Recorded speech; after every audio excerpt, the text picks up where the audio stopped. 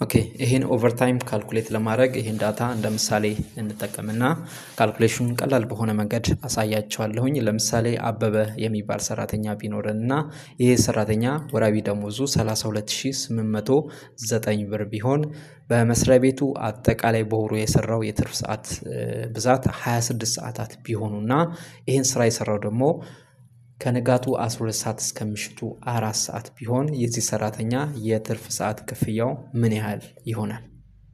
እንግዲህ ይሄን ለማስላት በመጀመሪያ ደረጃ የምንመለከተው አጠቃላይ በወሩ የሰራው የትርፍ ሰዓት ብዛትንና በየትኛው ሰዓት እንደሰራ ነው። ይሄ ሰራተኛ አሁን ከንጋቱ 12 ሰዓት እስከ ምሽቱ 4 ሰዓት ነው የሰራው። ስለዚህ በዚህ ሰዓት ገብቶ ስራውን ስለሰራ የትርፍ ሰዓት ክፍያ መጣኔው 1.25 ይሆናል ማለት ነው። ስለዚህ ይሄን በመጠቀም ወደ ካልኩሌሽኑ እንሄዳለን ማለት ነው። በመጀመሪያ የሰራተኛውን የቀን ደሞዝ ካልኩሌት እናደርጋለን። ሲምፕሊ ይሄን እኩል ይሆናል ብለን የሰራተኛው ወራዊ ደሞዝ ሲካፈል ለ30 ቀናት ማለት ነው። ስለዚህ እንተላለን የቀን ደሞዝ 1093 ብር ከ63 ሳንቲም ይሆናል ማለት ነው። ከዛ በኋላ የሰዓት ደሞዝ ካልኩሌት እናደርጋለን እኩል ይሆናል ብለን የሰራተኛው የቀን ደሞዝ ሲካፈል ለመደበኛ የስራ ሰዓታት እንግዲህ በኢትዮጵያ ላይ ወርኪንግ አወርስ 8 ናቸው። ስለዚህ ለ8 እናካፍላለን ማለት ነው። ከዛ በኋላ እንተላለን የዚህ ሰራተኛ አሁን የሰዓት ደሞዙ 136 ብር ከ70 ሳንቲም ይሆናል ማለት ነው። አሁን የትርፍ ሰዓት ክፍያውን ካልኩሌት እናደርግ። ይሄን ካልኩሌት ለማድረግ ሲምፕሊ እዚህ ጋር ክሊክ እናደርግና እኩል ይሆናል ብለን የትርፍ ሰዓት ክፍያ እኩል ይሆናል ሰራተኛው በወር የሰራው አጠቃላይ የትርፍ ሰዓት ብዛት ሲባዛ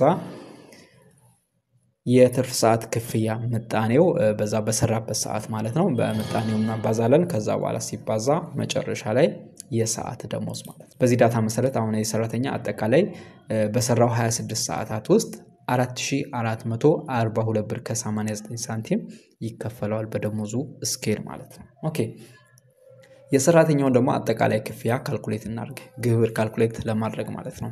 እንግዲህ ግብርን ካልኩሌት ለማድረግ ሰራተኛው ኦቨርታይም ስራ ካለው አንድ ሰራተኛ በአንድ ወር ውስጥ ላገኘው የትርፍ ሰዓት ክፍያ ታክሱ የሚሰላው ሰራተኛው በዛ ወር ውስጥ የሚያገኘው ደሞዝ ላይ በመደመር የግብር ማስከፈያ ምጣኔ ሰንጠረዥ በመጠቀም ነው የሚሆነው። ስለዚህ አንድ ላይ እንደምርና የግብር ማስከፈያ ምጣኔ ሰንጠረዥ በመጠቀም ግብርን ካልኩሌት እናደርጋለን ማለት ነው። እኩል ይሆናል ብለን የሰራተኛው መደበኛ ቤዚክ ሳላሪው ሲደመር በዛ ወር የሰራው የሰራተኛው የትርፍ ሰዓት ክፍያ ማለት ነው። ስለዚህ እሱን ክሊክ እናደርጋለን አንድ ላይ ቶታሊ 37251 ብር ከ89 ሳንቲም ይመጣል ማለት ነው። ቀጥታ ደግሞ አሁን ይሄን ደሞዝ በመጠቀም አጠቃላይ ደሞዙን በመጠቀም ግብር ካልኩሌት እናደርጋለን። እዚህ ጋር እኩል ይሆናል ብለን ካልኩሌት ለማድረግ የኢትዮጵያን ኢንካም ታክስ ቴብል አዲሱን እንጠቀማለን። ደሞዙ አሁን እዚህ ላይ እንደምንመለከተው 37251 ብር ከ89 ሳንቲም ከ14000 ብር በላይ ስለሆነ የግብር ማስከፈያ ምጣኔ ወይም ደግሞ ታክስ ሬቱ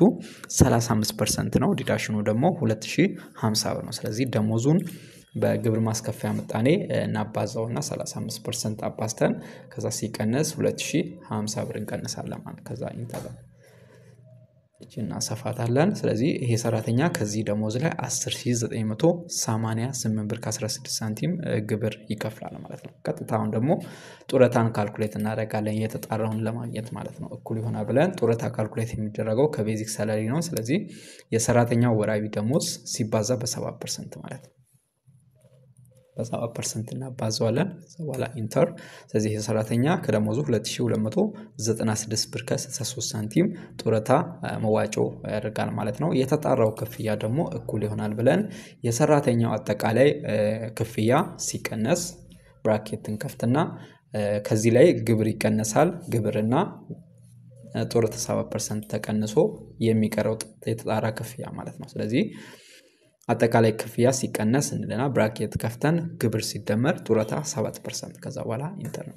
ከዚህ ላይ አሁን እየተጣራ ደሞዙ 23967 ብር ከ10 ሳንቲም ይሆናል ማለት ነው። ስለዚህ በዚህ መልኩ የተጣራው ክፍያውን ካልኩሌት ማድረግ እንችላለን ማለት ነው ከኦቨርታይም ክፍያ ስሌት በኋላ። ኦኬ ሁለተኛውን ምሳሌ እንመልከት።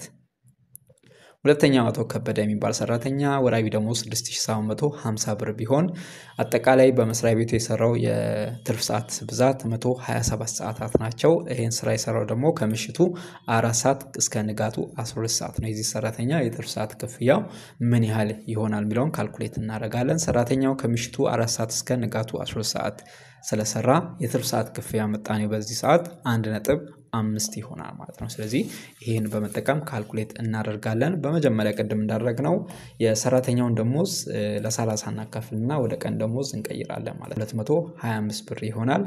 ወደ ሰዓት እንቀይራለን። ይሄን እኩል ይሆናል ብለን የቀን ደሞዝ ሲካፈል ለመደበኛ የሥራ ሰዓታት 8 ሰዓት ማለት ነው።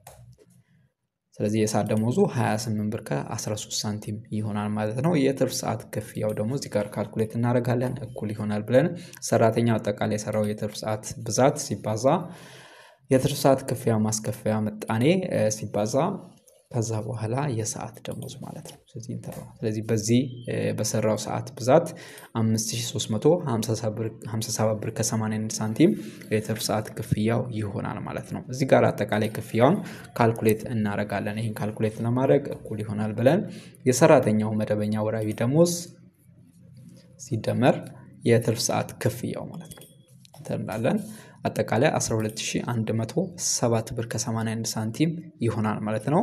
ግብር ካልኩሌት እናደርጋለን። ከዚህ ላይ ይሄን ካልኩሌት ለማድረግ ኢንካም ታክስ ቴብሉን እንጠቀማለን። እንግዲህ ይሄ ደሞዝ 12107 ብር ከ81 ሳንቲም ነው። ስለዚህ የሚገኘው በአራተኛው ሬንጅ ላይ ይሆናል ማለት ነው። ይሄም ከ10001 ብር እስከ 14000 ብር በሚለው ሬንጅ ማለት ነው። ስለዚህ በዚህ ሬንጅ ላይ ታክስ ሬቱ 30% ነው። ዲዳክሽኑ 1350 ብር ይሆናል ማለት ነው። ስለዚህ እኩል ይሆናል ብለን የሰራተኛው አጠቃላይ ደሞዝ ሲባዛ ታክስ ሬቱ 30% ሲቀነስ ዲዳክሽኑ 1350 ብር ይሆናል ማለት ነው። አጠቃላይ 2282 ብር ከ34 ሳንቲም ግብር ይከፍላል ማለት ነው። የዚህን ሰራተኛ ጡረታ ካልኩሌት እናደርጋለን። እኩል ይሆናል ብለን የሰራተኛው ወራዊ ደሞዝ ሲባዛ 7% እንላለን። ስንት መጣ? 472 ብር ከ50 ሳንቲም ጡረታ መዋጮው ይሆናል። የዚህ ሰራተኛ የተጣራ ክፍያው እኩል ይሆናል ብለን የሰራተኛው አጠቃላይ ክፍያ ሲቀነስ ብራኬት እንከፍትና ግብር ሲደመር ግብርና ጡረታ ስለሚቀነስ ማለት ግብር ሲደመር ጡረታ ከዛ ብራኬቱን እንዘጋለን። ስለዚህ አጠቃላይ ኔት እጁ ላይ የሚደርሰው 9352 ብር ከ97 ሳንቲም ከጡረታና ከግብር ውጪ እጁ ላይ የሚደርሰው ብር ይሆናል ማለት ነው። ኦኬ አሁን ሶስተኛው ምሳሌ እንመለከታለን። ለምሳሌ ዝናሽ የምትባል ሰራተኛ ወራዊ ደሞዟ 16348 ብር ቢሆን በመስሪያ ቤቱ አጠቃላይ የሰራቸው የትርፍ ሰዓት ብዛት 210 ሰዓታት ቢሆኑና ይህን ስራ የሰራችው በሳምንቱ የእረፍት ቀናት ማለትም ቅዳሜና እሁድ ቢሆን የዚህ ሰራተኛ የትርፍ ሰዓት ክፍያው ምን ያህል ይሆናል?